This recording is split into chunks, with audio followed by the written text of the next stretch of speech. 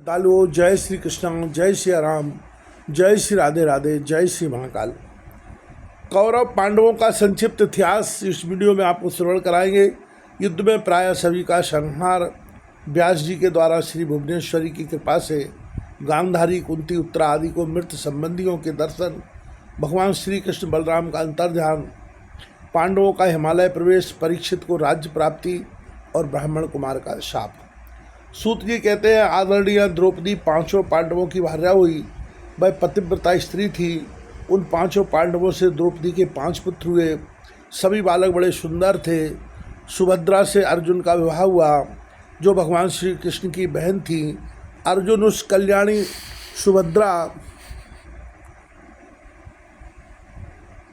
सुभद्रा को भगवान श्री कृष्ण की सम्मति से हर कर ले आए थे। सुभद्रा से महान वीर पुत्र अभिमन्यु का जन्म हुआ। वह वीर बालक सम्रांगण में सदा के लिए सो गया। द्रौपदी के 5 पुत्रों की निर्मम हत्या हो गई। राजा विराट की पुत्री से अभिमन्यु का विवाह हुआ था। वह एक अनुपम सुंदरी थी। वंश डूब रहा था। उस समय उसने एक पुत्र उत्पन्न किया, जिसके प्राण अग्निबाण से निकल चुके थे। स्वयं भगवान श्री कृष्ण ने उत्तरा के उस बालक की रक्षा की। अश्वत्थामा के अग्निबाण से वह शिशु जल रहा था। भगवान ने अपनी अद्भुत शक्ति से उसे बचाया। वंश के समाप्त होने पर उस पुत्र की उत्पत्ति हुई। अतः वह श्रेष्ठ बालक पृथ्वी पर परीक्षित के नाम से विख्यात हुआ। पुत्रों के मर जाने पर धृतराष्ट्र के दुख का और छोर न रहा। वे पांडवों के राज्य में कालक्षेप करने लगे। भीम के बागबाण से धृतराष्ट्र का मान सदा संतप्त रहता था। वैसे ही गांधारी भी पुत्र शोक से अत्यंत कातर होकर जीवन बिता रही थी। युधिष्ठिर रात दिन उन दोनों की सेवा में संलग्न रहते थे। धृतराष्ट्र को समझाते बुझाते रहना धर्मात्मा विदुर जी का काम था। युधिष्ठिर की अनुमति से धर्मात्मा अर्जुन भी अपने भाई के पास रहते और धृतराष्ट्र की सेवा किया करते थे। पुत्र के शोक से उत्पन्न हुआ दुख भूल जाए, मानो यही अर्जुन का प्रधान उद्देश्य था। परंतु भीम की क्रोधाग्नि शांत नहीं होती थी। जिस किसी प्रकार से भी बूढ़े धृतराष्ट्र के कानों में आवाज़ जा सके, इसका ध्यान रखते हुए भीम बागबाणों से उन्हें विदा करते थे। वहाँ जो लोग थे उनको सुना कर वे कहते, यह अंधा बड़ा दुष्ट है। मैंने इसके सभी पुत्रों को मार डाला, यहाँ तक कि दुशासन के कलेजे का गर्म खून भी पिया। अब इस निर्लज्ज अंधे को मेरे द्वारा दिए हुए पिंड की ही आशा रह गई। भीम इस प्रकार के कठोर वचन प्रतिदिन धृतराष्ट्र को सुनाया करते थे। यह भीम प्रचंड मूर्ख है, यों कहकर धर्मात्मा अर्जुन धृतराष्ट्र को आश्वासन देते थे। धृतराष्ट्र ने 18 वर्षों तक वहीं रहकर अपना कष्टमय जीवन व्यतीत किया। फिर बन जाने के लिए अर्जुन से कहा। साथ ही महाराज धृतराष्ट्र ने युधिष्ठिर से कुछ धन मांगा। कहा कि अब मैं मृत पुत्रों के विधिपूर्वक पिंड दानादि कार्य करना चाहता हूँ। यद्यपि भीम ने सब मृत व्यक्तियों के श्राद्ध किए हैं, किंतु पूर्व बैर को याद रखते हुए मेरे पुत्रों के लिए उसने कुछ भी नहीं किया। यदि तुम मुझे धन दे देते हो तो उससे मैं पुत्रों को और्ध्वदैहिक क्रिया करके दिव्य फल देने वाली तपस्या करने के लिए वन में चला जाऊंगा। धर्मनंदन युधिष्ठिर पुण्यात्मा पुरुष थे। उनसे और विदुर जी से एकांत में बातचीत हुई। तब उन्होंने धनाभिलाषी धृतराष्ट्र को धन देने की बात मन में निश्चित कर ली। फिर युधिष्ठिर ने अपने सभी भाइयों को बुलाकर उनसे कहा, महाभागो, धृतराष्ट्र पिता के तुल्य है, उन्हें श्राद्ध करने की इच्छा है। मैं इन्हें धन दूंगा। अमित तेजस्वी युधिष्ठिर सबसे बड़े भाई थे। उन्होंने आग्रहपूर्वक वचन सुनकर भीम की क्रोधाग्नि भड़क उठी। भीम ने कठोर वचनों से दुर्योधन आदि के हितार्थ धृतराष्ट्र को धन देने का विरोध किया और फिर वहाँ से उठकर चल दिए। अर्जुन, नकुल, सहदेव इन तीनों भाइयों ने महाराज युधिष्ठिर का समर्थन किया तथा युधिष्ठिर ने धृतराष्ट्र को पिछुर संपत्ति सौंप दी और अंबिका नंदन धृतराष्ट्र ने पुत्रों के श्राद्धादि कार्य संपन्न कराए, विप्रों को बहुत सा धन दिया और दय क्रिया करने के पश्चात उसी क्षण वे गांधारी के साथ वन में चले गए। कुंती और विदुर ने भी साथ दिया। महामती धृतराष्ट्र के बन जाते समय संजय भी सहयोग देने को तैयार हो गए थे। पुत्रों के मना करते रहने पर भी उनकी बात न मानकर धर्मशीला कुंती धृतराष्ट्रादि के साथ वन में चली गईं। भीमसेन एवं अन्य बहुत से वीर सभी गंगा के तट पर पहुंचकर वहां से रोते बिलखते लौटकर हस्तिनापुर चले आए। गंगा के तट पर जाकर धृतराष्ट्र प्रभृति सज्जनों ने एक सुंदर आश्रम बनाया। उसे फूस से छाया गया था। मन और इंद्रियों को बस में करके वे वही तपस्या करने लगे। जब तपस्वी जीवन व्यतीत करते हुए उन्हें 6 वर्ष बीत गए, तब युधिष्ठिर ने खेद प्रकट करते हुए अपने छोटे भाइयों से यह वचन कहा, मैंने स्वप्न में माता कुंती को देखा है। वे वन में हैं और उनका श्रृंगार दुर्बल है। अतः मेरे मन में आता है कि उन माताओं और पिताओं के दर्शन करने के लिए मैं वहाँ जाऊँ। महात्मा विदुर और सर्व ज्ञान संपन्न संजय से भी भेंट हो जाएगी। मेरा तो ऐसा विचार है, तुम्हें यदि यह बात जचती हो तो हम सभी वहाँ चलें। युधिष्ठिर की बात सुनकर सभी भाई सुभद्रा को द्रौपदी और विराट कुमारी उत्तरा एवं बहुत से अन्य नगरवासी एकत्रित होकर चल पड़े। बूढ़े माता पिता को देखने के लिए सभी उत्सुक थे। सतयुपाश्रम पर पहुंचकर सबने परस्पर भेंट की। जब वहाँ विदुर नहीं दिख पड़े, तब युधिष्ठिर ने धृतराष्ट्र से पूछा, महाराज बुद्धिमान विदुर जी कहाँ हैं? धृतराष्ट्र ने उत्तर दिया, विदुर तो बड़े त्यागी पुरुष हैं। उनके मन में किसी बात की इच्छा नहीं रहती। पास में कुछ रखने के भी कहीं गंगा के तट पर बैठकर सनातन श्री हरि का ध्यान करते होंगे।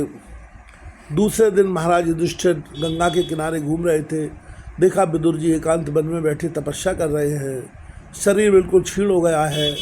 उन्हें देखकर राजा युधिष्ठिर ने कहा, मैं युधिष्ठिर आपके श्री चरणों में मस्तक झुका रहा हूँ। वे सामने खड़े हो गए। आवाज़ विदुर जी के कानों में पड़ी, किंतु उस समय पुण्यात्मा विदुर जी मिट्टी के धुएं जैसे हो गए थे। कुछ बोले नहीं। क्षण भर बाद उनके मुख से एक अत्यंत अद्भुत तेज निकलकर युधिष्ठिर के मुख में समा गया, क्योंकि वे दोनों धर्म के अंश होने के कारण परस्पर एक ही तो थे। इस प्रकार विदुर जी का 5 भौतिक शरीर शांत हो गया। युधिष्ठिर ने महान शोक प्रकट किया। मृत शरीर को जलाने के लिए समुचित तैयारी की। इतने में स्पष्ट सुनाई देती हुई आकाशवाणी होने लगी, राजन, ये विदुर परम त्यागी पुरुष थे। इनका दाह करना उचित नहीं है। तुम इच्छानुसार चले जाओ। आकाशवाणी सुनकर सब भाइयों ने गंगा के पवित्र जल में स्नान किया।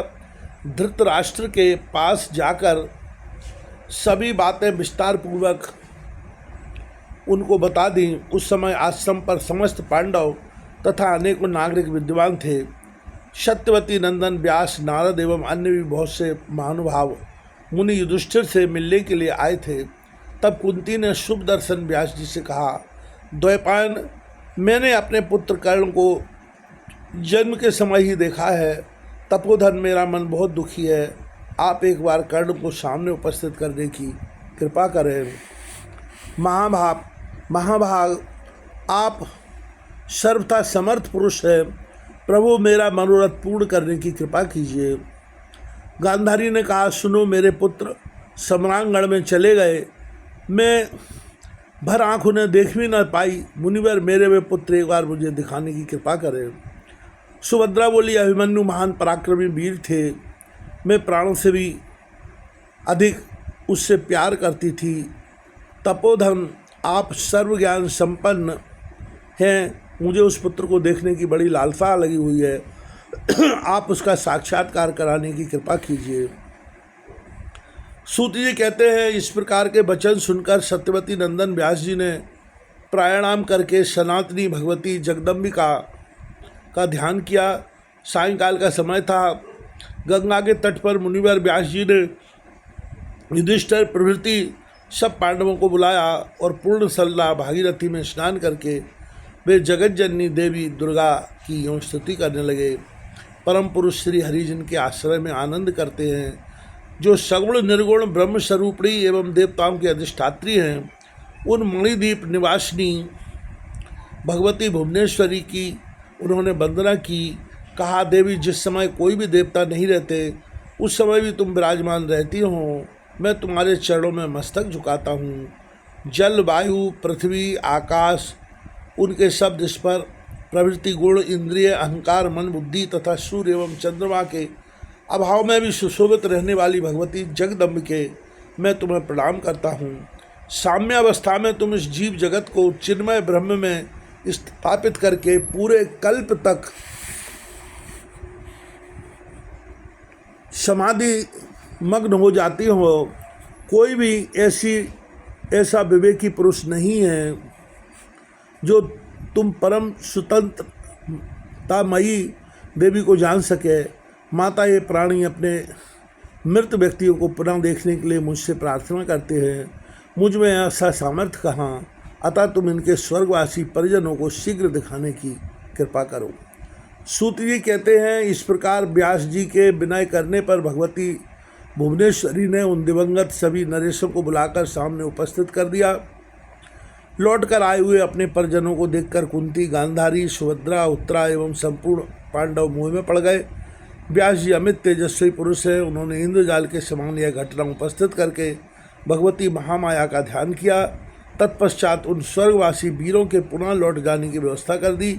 यह देखकर संपूर्ण पांडव मुनिगण रास्ते भर व्यास जी की चर्चा करते हुए हस्तिनापुर चले गए। सूत जी कहते हैं, इसके बाद तीसरे दिन वन में अनायास ही आग लग गई, जिसमें धृतराष्ट्र, गांधारी और कुंती सभी जलकर भस्म हो गए। उस समय संजय राजा धृतराष्ट्र को छोड़कर तीर्थ यात्रा करने गए हुए थे। नारद जी के द्वारा यह समाचार सुनकर राजा युधिष्ठिर बड़े दुखी हुए। कौरवों का संहार हो जाने के 36 वर्ष बाद यादवों का भी संहार हो गया। ब्राह्मण के शाप से वे प्रभास क्षेत्र जाकर मर मिटे। उन्होंने आपस में ही लड़ाई ठान ली थी। वे भगवान श्री कृष्ण और बलराम के सामने ही सभी काल के गाल में चले गए। बलराम जी ने भी शरीर त्याग दिया। भगवान श्री कृष्ण बहेलिये के बाण से के ब्याज से अंतर्ध्यान हो गए। श्री कृष्ण साक्षात हरि हैं। पूर्व शाप की रक्षा करने के विचार से उन्होंने यूँ लीला सम्मरण की। भगवान श्री कृष्ण के अंतर्ध्यान होने की अप्रिय बात सुनकर वसुदेव जी ने भगवती भुवनेश्वरी का ध्यान किया और प्राणेंद्रियों को पवित्र करके वे सदा के लिए शांत हो गए। तत्पश्चात महान दुखी होकर अर्जुन प्रवास क्षेत्र में गए। वहाँ जितने मृत व्यक्ति थे उन सब का उन्होंने यथायोग अग्नि संस्कार किया। तदनंतर समुद्र ने भगवान श्री कृष्ण की उस पूरी को डुबो दिया। अर्जुन सब लोगों को लेकर वहाँ से चल चुके थे। मार्ग में चारों अहीरों ने उनके सभी वैभव छीन लिए। उस समय अर्जुन का सारा प्रभाव प्रस्थान कर चुका था। इसके बाद इंद्रप्रस्थपुरी में पहुंचकर अर्जुन ने अनिरुद्ध कुमार वज्रनाभ को वहाँ का राजा बनाया। व्यास जी के सामने अपनी वेदना प्रकट की। तब उन मुनि ने अर्जुन को आश्वासन दिया, महामते, जब भगवान फिर धरातल पर पधारेंगे तब तुम भी साथ आ जाओगे। उस समय तुम्हारा प्रचंड तेज पुनः प्रदीप्त हो उठेगा। व्यास जी के ये सुहावने वचन सुनकर अर्जुन हस्तिनापुर चले गए।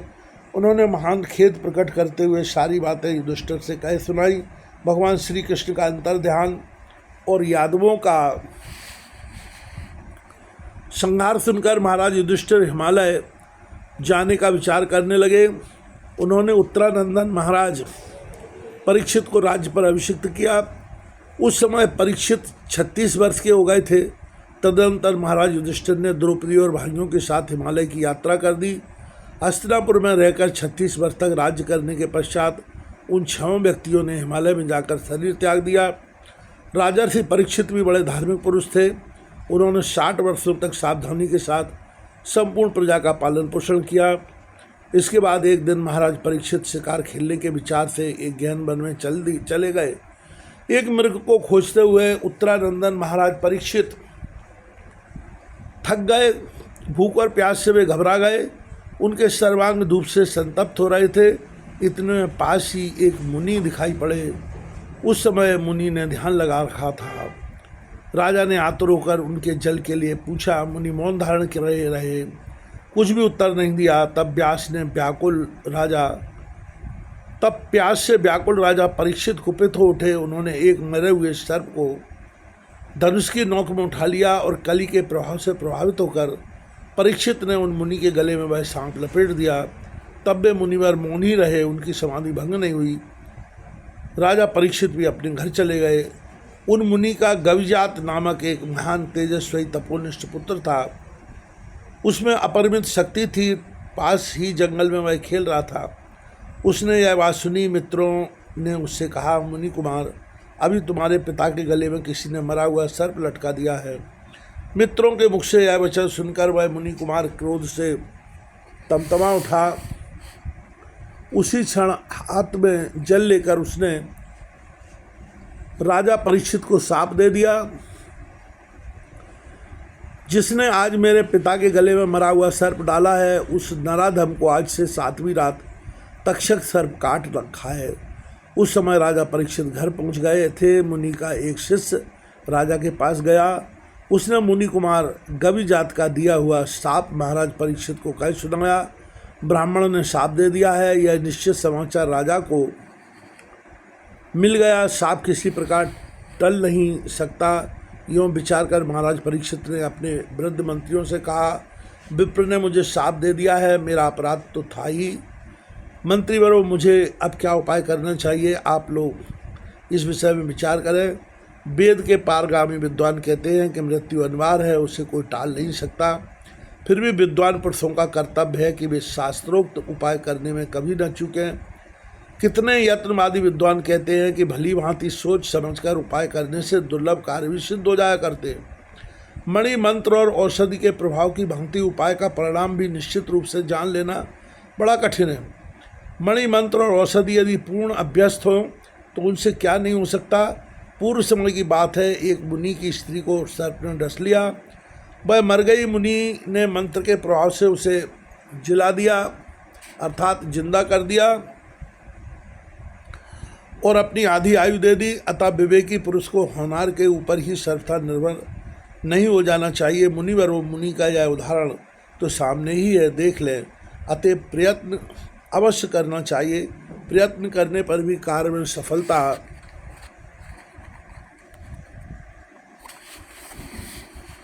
न हो तो बुद्धजन मन में विचार कर लेते हैं कि भाग्य का विधान ऐसा ही था।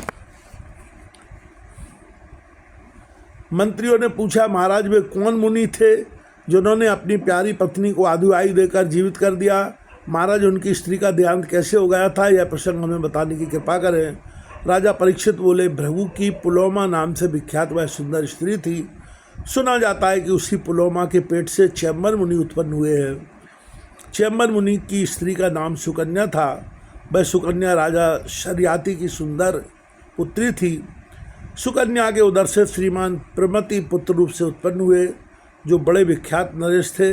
प्रमति की स्त्री का नाम प्रतापी था। वह भी उन्हीं के समान आदरणीय थी। प्रतापी के गर्भ से रुरु नामक मुनि का जन्म हुआ, जो परम तेजस्वी पुरुष थे। उसी समय की बात है, स्थूल केश नाम से प्रसिद्ध कोई मुनि थे। वे बड़े तपस्वी, धर्मात्मा और सत्यवादी रहे। एक दिन मेनका नाम की एक दिव्य परम सुंदरी अप्सरा नदी के तट पर आई और जल में कीड़ा करने लगी। त्रिलोक सुंदरी उस अप्सरा ने विश्वावसु मुनि का समागम हो गया, जिससे वह गर्भवती होकर चली गई। स्थूल केश मुनि के आश्रम के पास जाकर मेनका ने कन्या का प्रसव किया। त्रिलोक सुंदरी उस अनाथ कन्या को नदी के तट पर देखकर मुनि स्थूल केश ने अपने पास रख लिया। उनके द्वारा वह पाली पोसी गई। मुनि ने उसका नाम प्रम द्वारा रख दिया। समय पाकर वह युवा स्त्री हो गई। उसमें सभी शुभ लक्षण उपस्थित हो गए। मुनिवर रुग्रु ने उस प्रम द्वारा नामक कन्या को देखा।